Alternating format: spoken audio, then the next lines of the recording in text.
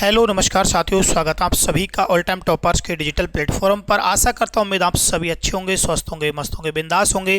तो जैसा कि साथियों रीट पात्रता एग्जाम आपका लग गया था और उसके बाद यहां पर जो आपके बोर्ड की ओर से आपके मास्टर प्रश्न पत्र भी जारी कर दिए गए थे और लगभग आपने आंसर की भी साथियों मैच कर ली होगी। बाकी आपकी जो ऑफिशियल आंसर की है वो 24 या 25 मार्च को आपकी जारी कर दी जाएगी। बल्कि जो साथियों जैसे कि हमारे द्वारा भी आपको बताया गया था, बाकी और भी प्लेटफॉर्म्स के माध्यम से आपको बताया गया था, तो लगभग सभी ने पूरा प्रयास किया साथियों अच्छे से अच्छा बताने की।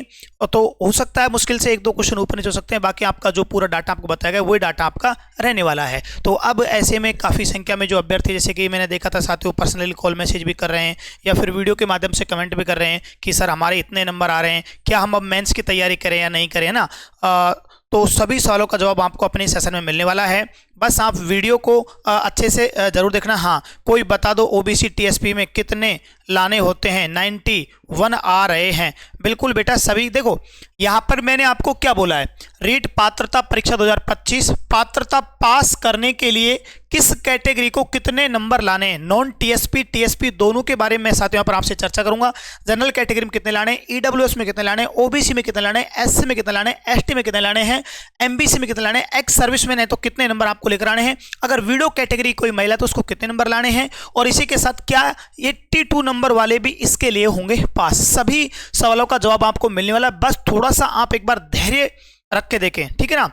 ओबीसी में कितने, निखिल जी कह रहे हैं कि ओबीसी में कितने, बेटा सभी को रिप्लाई मिल जाएगा, एक एक स्टेप वाइज चलेंगे, सब कुछ आपको देखने को मिल जाएगा। बस थोड़ा सा धैर्य बनाकर रखो प्यारे दोस्तों, थोड़ा सा धैर्य बनाकर रखो। अब देखो दोस्तों, ये अपना टेलीग्राम चैनल है ऑल टाइम टॉपर्स के नाम से, ठीक है, ऑल टाइम टॉपर्स के नाम से टेलीग्राम चैनल है। लगभग इस पर 18,000 के आसपास साथी जुड़ चुके हैं। यहाँ पर मैंने आपको सभी इसकी आंसर की डाल दी है, उसकी पीडीएफ भी डाल दी है, वीडियो सॉल्यूशन भी डाल दिया है।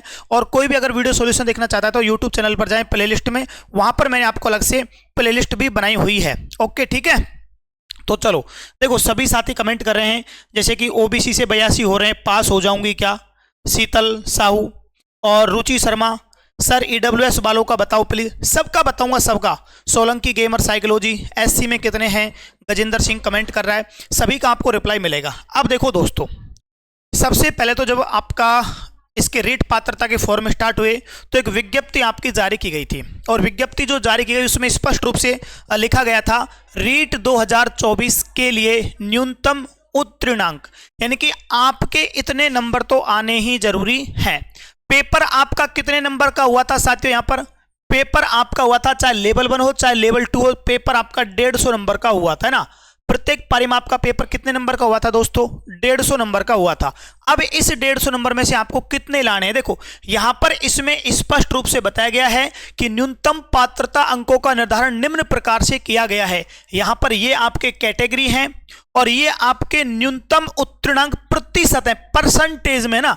किसमें साथियों? ये परसेंटेज में। कभी आप इसको सोच लो कि नहीं 60 नंबर है, ऐसा नहीं है, ये परसेंटेज में, यानी कि 150 का 60%, इधर 60, फिर 150 का 55, यहाँ 36। तो ये आपको मैं निकाल के बताऊंगा सभी को भी ना, थोड़ा सा वेट करें, बस थोड़ा सा वेट करें, अभी जस्ट मैं आपको सब कुछ बताऊंगा, है ना। तो देखो सामान्य, अगर बात करें सामान्य या अनारक्षित, यानी कि जो साथियों पर जो जनरल कैटेगरी वाले हैं, नॉन टीएसपी में 60% लाने हैं, टीएसपी में भी 60%। इसी प्रकार से अनुसूचित जाति एसटी के लिए नॉन टीएसपी में 55 है। अगर आप टीएसपी कैटेगरी से हो, एसटी में टीएसपी एरिया से हो, तो आपको साथियों 36% लाने हैं। इसी प्रकार से एससी, ओबीसी, एमबीसी, ईडब्ल्यूएस, इनको चाहे वो टीएसपी हो चाहे नॉन टीएसपी हो, यहां पर कितने लाने? 55% नंबर लेकर आने हैं। इस बात का विशेष ध्यान रखना है।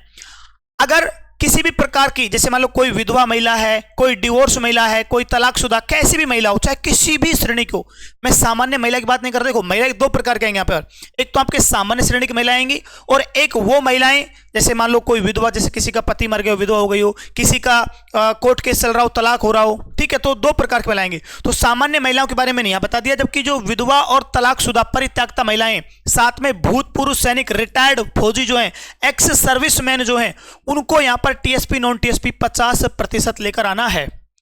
दिव्यांग, चाहे वो किसी भी श्रेणी में हो, कैसा भी हो दिव्यांग, उसको यहाँ पर 40% लेकर आने हैं। और जो शहरी जनजाति के व्यक्ति हैं, इनको लेकर आने साथियों 36%। ठीक है, बाकी आपके यहाँ बताए गए इसमें जैसे कि राज्य सरकार के स्पष्टीकरण पत्र क्रमांक ये आपका दिनांक 5/7/24 टीएसपी क्षेत्र में एसटी वर्ग के समस्त महिला पुरुष विधवा एवं परित्यक्ता महिला सहित निर्धारित न्यूनतम उत्तीर्णांक 36% अंक पर पात्र होंगे। ठीक है, ओके। ये टीएसपी क्षेत्र में एसटी वर्ग की समस्त महिला पुरुष विधवा परित्यक्ता महिला सहित सभी, इनको यहाँ पर कितने लाने, 36% अंक स्पष्ट रूप से बताया गया है ना। एसटी वालों को यहाँ मैंने आपको बता दिया। अब देखो दोस्तों, अब हम यहाँ पर चर्चा कर लेते हैं एक एक कैटेगरी के बारे में अच्छे से, क्योंकि आपने अभी प्रतिशत तक पढ़ा है। अब मैं आपको एक एक के बारे में बताऊंगा। मैं जेबीटी कर रही हूँ, कितने नंबर होने चाहिए सभी के बारे में बात करेंगे। हाँ, सर नॉर्मलाइजेशन से नंबर घटेंगे क्या शिफ्ट 1 के? शिफ्ट 1 में क्या नॉर्मलाइजेशन होगा? शिफ्ट 1 में कोई नॉर्मलाइजेशन नहीं होगा। नॉर्मलाइजेशन की प्रक्रिया आपकी वहां होगी जहां पर एग्जाम आपका 2 या 3 पारियों में हो रहा है। लेवल 1 में तो एक ही पारी में एग्जाम हुआ था, तो वहां तो कोई नॉर्मलाइजेशन होगा ही नहीं। हाँ, लेवल 2 में जरूर हो सकता है, थोड़ा बहुत, ज्यादा नहीं होगा लेवल 2 में अंतर, थोड़ा बहुत अंतर लेवल 2 में आपका आएगा। अब देख लो दोस्तों, अब आपको लाने 150 में से कितने नंबर लाने हैं पास होने के लिए, है ना। 150 में से कितने नंबर लाने हैं? एक तरफ आपका टीएस और नॉन टीएसपी है, एक तरफ आपका टीएसपी। अगर आप आ रहे हैं जनरल कैटेगरी में, आप हैं साथियों यहां पर किसमें, सामान्य कैटेगरी में, जनरल कैटेगरी में आप आ रहे हैं, तो आपको 150 में से कितने नंबर लाने होंगे? 90 नंबर पुरुष अभ्यर्थी को, और 90 नंबर ही आपको किसको लाने हैं? महिला अभ्यर्थी को 90 नंबर लाने हैं। ठीक है, ओके, ये बात का आपको ध्यान रखना है। इसी प्रकार से अगर टीएसपी में आप महिला पुरुष हैं तो टीएसपी में महिला पुरुष को 90 नंबर, चाहे आप महिला हैं या पुरुष हैं, 90 नंबर अगर आपके 150 में से आ रहे हैं तो आप पास हो, अन्यथा आपका पात्रता पास नहीं है, आपको मेंस में नहीं बैठने दिया जाएगा। अब बात करते हैं दोस्तों एससी कैटेगरी के बारे में। एससी कैटेगरी में चाहे आप टीएसपी एरिया में हो, चाहे आप नॉन टीएसपी में हो, चाहे आप महिला हो या पुरुष हो, किसी भी प्रकार की छूट आपको नहीं मिलेगी। आपको 82.5%, यानी कि यहां हमने पढ़ा था ना भी 55%, जब आप 150 का 55% निकालोगे, 150 का आप 55% निकालोगे साथियों, तो आपको 82.5 आएगा। ठीक है, 82.5, तो यानी कि 83 नंबर मान के चलो। अगर आपके 83 नंबर आ रहे हैं तो आप इसके लिए क्वालिफाई कर जाओगे, पात्रता आपका क्लियर हो जाएगा। अगर आप टीएसपी में है, नॉन टीएसपी किसी भी कैटेगरी में हो और आ रहे हैं आप एससी में, तो आपका पात्रता यहां पर आसानी से निकल जाएगा, पात्रता आपका क्लियर हो जाएगा। ठीक है ना, हाँ क्लियर है यहां तक। आगे देखो दोस्तों, देखो नॉन टीएसपी और टीएसपी क्या होता है। देखो नॉन टीएसपी होता है गैर अनुसूचित क्षेत्र, और एक होता है टीएसपी अनुसूचित क्षेत्र, जैसे कि जो अपने पहाड़ी इलाके, जैसे कि दक्षिणी राजस्थान में, ठीक है, जैसे उदयपुर है, डूंगरपुर, बांसवाड़ा, इसमें पाए जाते हैं टीएसपी वाले। ठीक है, ये जब आप संविधान पढ़ोगे तो वहां देखना पड़ेगा आपको कि किसी भी क्षेत्र को अनुसूचित क्षेत्र कौन घोषित कर सकता है, गैर अनुसूचित क्षेत्र। ठीक है, तो वो चीज होती है। तो जो एक तरह से पिछड़े इलाके होते हैं, हम ये कहीं कुल मिलाकर जो पिछड़े इलाके होते हैं, जहां पर जैसे मान लो शिक्षा एक प्रकार से सही प्रकार से जाती है, या फिर और भी जो चीजें कहें, तो वो अपने टीएसपी एरिया में आते हैं ना। तो जैसे कि अपने दक्षिणी राजस्थान वाले इसमें आएंगे टीएसपी में ना, 3-4 जिलों के, जैसे उदयपुर, बांसवाड़ा, डूंगरपुर, प्रतापगढ़, कुछ बाग, ये मैंने जो आपको बताया था। ठीक है, बाकी आपके नॉन टीएसपी में लगभग सारे जाएंगे। अगर एससी में है तो इतने नंबर चाहिए, पुरुष और महिला दोनों को बराबर, और टीएसपी में भी है तो इतने चाहिए। हाँ, अब देखो एसटी कैटेगरी के बारे में। ये एससी शेड्यूल कास्ट है ना, ओके, यानी कि अनुसूचित जाति, और यहां अनुसूचित जनजाति जो एसटी में आ रहा है। टीएसपी नॉन टीएसपी की मैं बात कर रहा हूं, किसकी बात कर रहा हूं साथियों, मैं नॉन टीएसपी की बात कर रहा हूं। अगर आपके यहां पर महिला पुरुष में, चाहे आप महिला हो एसटी में या पुरुष हो, मेल फीमेल कोई भी हो, कोई फर्क नहीं पड़ने वाला, 82.5 आपके आ रहे हैं तो आपका पात्रता निश्चित है साथियों, क्लियर है ना। यानी कि 83 नंबर, देखो ये तो मैंने आपको बता दिया, बल्कि आपको 83 लाने पड़ेंगे। कभी ऐसा नहीं हो कि आप सोचो कि 82.5 तो कैसे आएंगे। ठीक है, 83 नंबर। हाँ, यहां जरूर छूट है। अगर आप एसटी कैटेगरी से हैं और कौन से क्षेत्र से आ रहे हैं, बिलोंग कर रहे हैं, टीएसपी से आप बिलोंग कर रहे हैं, तो यहां आपको छूट दी जाएगी। 54 नंबर पर आपका पात्रता क्लियर हो जाएगा। कितने नंबर पर क्लियर होगा आपका पात्रता? 54 नंबर पर आपका पात्रता क्लियर हो जाएगा। एससी से हूं सर जी 80 बन रहे हैं, क्या होगा? एससी से 80 बन रहे हैं, कुछ नहीं होगा, 82.5 चाहिए, 82.5 चाहिए, कुछ नहीं होगा। नेक्स्ट की तैयारी करो ना, बाकी अभी देखते हैं ऑफिशियल आएगी तब। हाँ, अब देखो दोस्तों, अब यहां पर आपका आ गया है साथियों नेक्स्ट, अगला ये रहा। नेक्स्ट आगे देखो दोस्तों, अगली कैटेगरी आती है आपके ईडब्ल्यूएस, है ना, आर्थिक रूप से पिछड़े हुए। नॉन टीएसपी महिला पुरुष, वही आपको 83 नंबर लाने हैं। कितने नंबर लाने हैं? 83 नंबर। आप महिला हो या पुरुष 83 नंबर लाने होंगे। इधर टीएसपी में भी आप महिला पुरुष हैं तो वही 83 नंबर लाने होंगे, ठीक है, यहां छूट नहीं मिलेगी। अब बात करते हैं साथियों अन्य पिछड़ा वर्ग, है ना, ओके, ये आर्थिक रूप से पिछड़ा है, ये अन्य पिछड़ा वर्ग है। ओबीसी, जो भी ओबीसी कैटेगरी में आएगा, चाहे वो मेल हो फीमेल हो, पुरुष हो महिला अभ्यर्थी हो, उसको यहां पर 83 नंबर लाने होंगे। 83 नंबर आप लेकर आएंगे तो ही आपका ये पात्रता क्लियर होगा, अन्यथा आपका ये पात्रता क्लियर नहीं होगा। इस बात का दोस्तों आपको विशेष ध्यान रख लेना है, ओके, ठीक है ना। इस बात का दोस्तों आपको क्या करना है साथियों, पर विशेष ध्यान रख लेना है, ये बात आपको अच्छे से नोट कर लेनी है।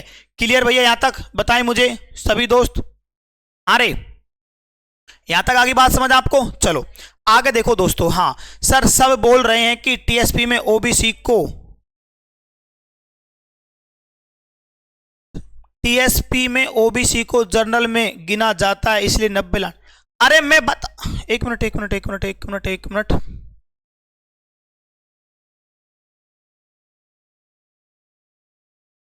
हाँ ओबीसी जर्नल में तो आएगी, टीएसपी में अलग से थोड़ी आएगी ओबीसी भाई। इस बात का हाँ बिल्कुल थोड़ा ध्यान रखना साथियों, इस बात का थोड़ा ध्यान रखना। देखो एक बात, मेरी बात ध्यान सुनना, एक बार मेरी बात, एक मिनट।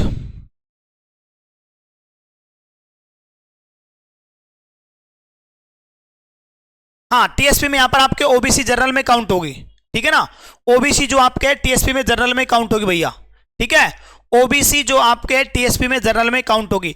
टीएसपी में बस 3 आएंगे आपके, जनरल आएगा, एससी और एसटी आएगा, बाकी एससी एसटी को छूट मिलेगा, बाकी किसी को छूट नहीं मिलेगा ना, बाकी आपके सेम उसमें ओबीसी में, ओबीसी वाले वहां काउंट हो जाएंगे आपके ना, ठीक है, थोड़ा इसको ठीक कर लेना, ओके, हाँ ठीक है ना, बिल्कुल 82 वालों का हुआ था ओबीसी से, वो भी आपको मैं बताऊंगा, उसका भी रीजन आप टेंशन ना लो, ठीक है। एमबीसी के बारे में बात करते हैं दोस्तों यहां पर, तो एमबीसी के वही आपको 83 नंबर लेकर आने हैं। एमबीसी वालों को कितने नंबर लेकर आने हैं, 83 नंबर लेकर आने हैं। अब देखो यहां पर, अब बात कर लेते हैं दोस्तों महिलाओं को लेकर, है ना, जैसे काफी महिलाओं के मैसेज भी आ रहे हैं, कमेंट भी आ रहे थे, है ना, कि सर हम इस श्रेणी में हैं, हमारा क्या होगा, हमारा कुछ हो सकता है क्या।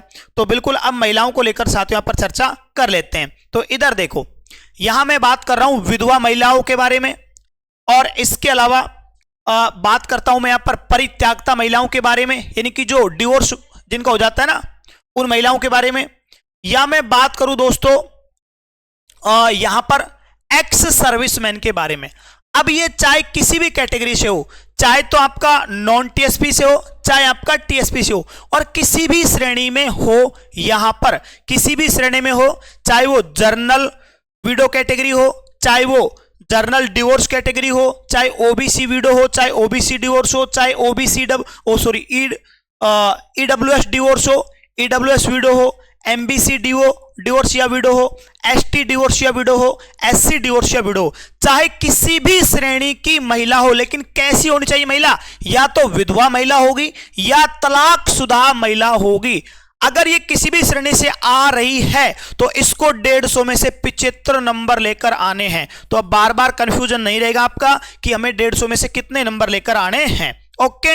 हाँ सर अगर खुद की कैटेगरी में पास होते हैं तो शिक्षक भर्ती में जर्नल में जा सकते हैं, नहीं, देखो शिक्षक भर्ती की अलग कैटेगरी निकलेगी ना, अलग निकलेगी वहां, ओके, वहां थोड़ा अलग निकलेगा आपका, वो भी बता दूंगा मैं आपको, वो भी मैं आपको बता दूंगा, थोड़ा सा वेट करें। एक बार सभी दोस्त सेशन को लाइक करो यार, ऐसे काम नहीं चलेगा, देखो ना आप लोग दोस्तों सेशन को लाइक और शेयर नहीं कर रहे हो, ऐसे काम नहीं चलेगा मेरे प्यारे साथियों, ऐसे काम नहीं चलेगा ना। इतनी मेहनत यार आपके लिए कर रहे हैं और आप एक ही सेशन को लाइक नहीं कर रहे, प्लीज एक बार लाइक करो सभी मेरे कहने से ना, देखो दिन रात आपके लिए कर रखा है ना, यहां तक कि क्लास भी आपके लिए बंद कर रखे हैं, फिर भी पता नहीं यार आप क्यों लाइक नहीं कर रहे हो। एक बार लाइक कर दो प्लीज, ठीक है, एक बार लाइक कर दो सभी साथी, एक बार लाइक कर दो दोस्तों, जल्द से जल्द लाइक करो फटाफट। चलो अब इधर देखो, अगर विधवा परित्यागता और एक्स सर्विसमैन ये तीनों हैं, किसी भी श्रेणी से हो कोई फर्क नहीं पड़ने वाला, 75 नंबर उसे लेकर आने हैं। अगर 75 नंबर आ रहे हैं तो आप यहां पर पास हो, ओके ठीक है। हाँ जर्नल में जाने के लिए 90 होना चाहिए, यदि आपके 90 हो जाएंगे बिल्कुल हो जाएंगे, ठीक है ओके। अब देखो दोस्तों, अब आता है यहां पर दिव्यांग अभ्यर्थियों के बारे में। जैसे कुछ बच्चे कमेंट कर रहे थे कि सर हम 40% दिव्यांग है, 50% दिव्यांग, हमने दिव्यांग C4 में अप्लाई किया था। अगर आप दिव्यांग श्रेणी से आते हैं, चाहे है ना निःशक्तजन या दिव्यांग श्रेणी में आने वाले समस्त व्यक्ति है ना, अगर आप दिव्यांग हैं चाहे किसी भी कैटेगरी से हो कोई फर्क नहीं पड़ता, यहां पर आपको 60 नंबर चाहिए। कितने नंबर चाहिए? 60 नंबर। और ये शहरिया जनजाति, जो शहरिया जनजाति साथियों 12 जिले में निवास करती है, किशनगंज और साहिबाद तहसील में जो शहरी जनजाति निवास करती है, इसको चाहिए 54 नंबर। कितने नंबर चाहिए दोस्तों? 54 नंबर चाहिए। तो ये आपका यहां पर मैंने सभी कैटेगरीज वाइज आपका अलग अलग डिफाइन करके आपको बता दिया साथियों। और इसके अलावा अब हम बात कर लेते हैं, यहां पर मेरी बात को ध्यान से सुन लेना आप लोग, है ना, मेरी बात को साथियों ध्यान से सुन लेना।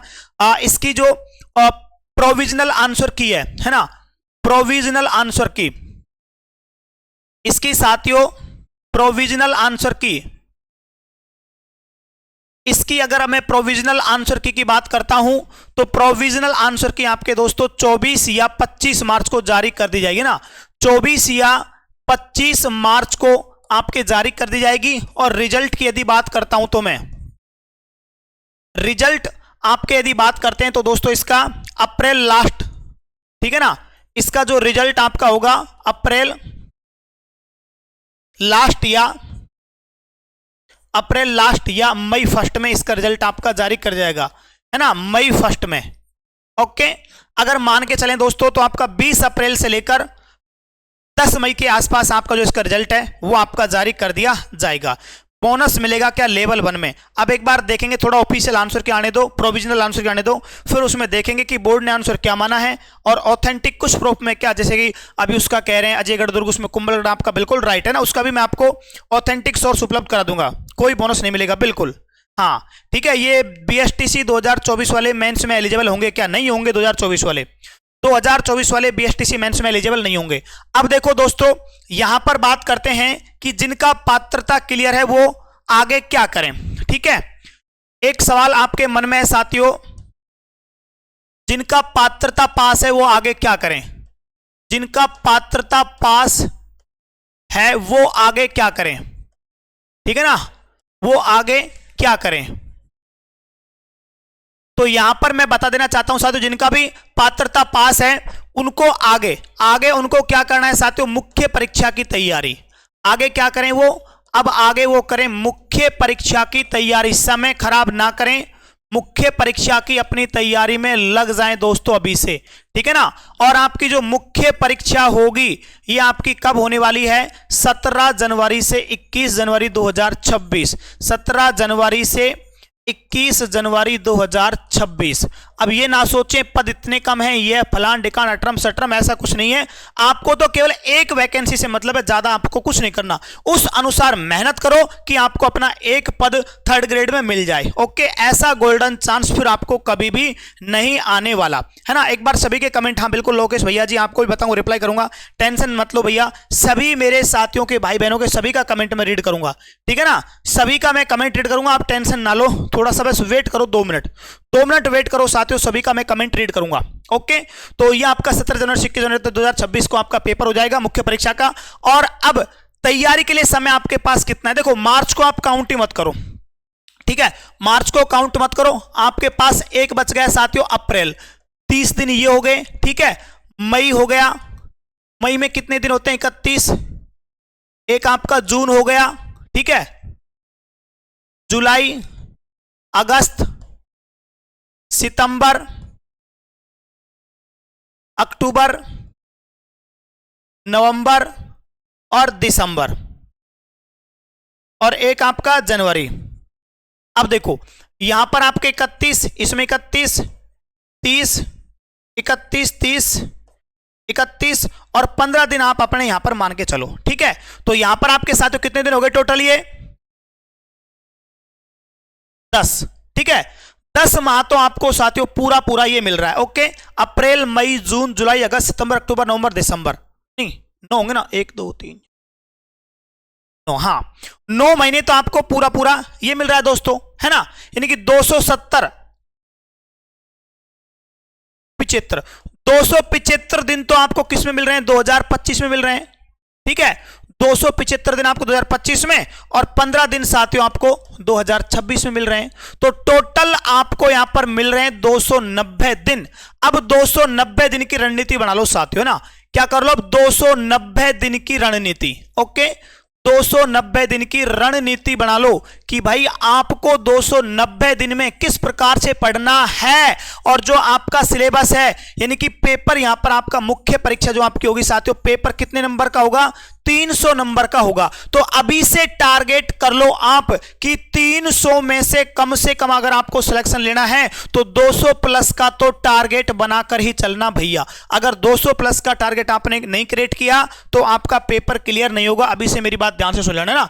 आप सोचो कि भाई बाद में तैयारी कर लेंगे, ये कर लेंगे, वो कर लेंगे, ऐसा कुछ नहीं है। अगर आप रेगुलर तैयारी अभी से जारी करते हो, एक एक दिन अपना कीमती अभी से आज टाइम टेबल निश्चित कर लो, जिनका भी पात्रता क्लियर अच्छे से हो रहा है, और वो अपनी तैयारी में अभी से लग जाओ, ठीक है। हाँ, और एक दोस्तों अपना YouTube channel all time toppers आप सभी को पता है, टेलीग्राम चैनल को ज्वाइन करना, और आपकी डेली प्रतिदिन क्लासें चल रही हैं रीट मुख्य परीक्षा के लिए। रीट मुख्य परीक्षा के लिए दोस्तों आपके अभी से क्लास स्टार्ट कर दें ऑल टाइम टॉपर्स पर। आप सभी क्लासों को ऑल टाइम टॉपर्स पर ज्वाइन कर सकते हैं। हाँ, अब लास्ट 5 मिनट में आपके कमेंट ले लेता हूं। हाँ, एक बात और, क्या 82 नंबर वाले एलिजिबल होंगे ना? यह एक कमेंट आया था बच्चों का भी, 82 नंबर वाले क्या इसमें एलिजिबल होंगे? तो दोस्तों पिछली बार कोर्ट के आधार पर उनको ले लिया था, लेकिन अब की बार मुझे नहीं लगता कि 82 नंबर वाले भी यहां पर इसमें आगे एलिजिबल होंगे, ठीक है, क्योंकि वो उनकी 2022 वाली लास्ट एक प्रकार से कह सकते हैं कि वहां उनकी जो वैधता थी वो समाप्त होने वाली थी उस प्रकार से ना। तो मुश्किल चांस है यहाँ पर कि 82 नंबर वालों को भी इसमें यहां पर लिया जाए, क्योंकि वहां थोड़ा क्लियर नहीं हो पाई थी वो स्थिति, है ना, वहां वो स्थिति क्लियर नहीं हो पाई थी, इस वजह से उनको शामिल करें। लेकिन 2025 पात्रता में आपका 82 वालों को बहुत कम चांस है कि शामिल कर लें। हाँ हाँ, ये सोलंकी गेमर 90 ओबीसी मेंस की तैयारी करो भैया, सोलंकी गेमर, ठीक है।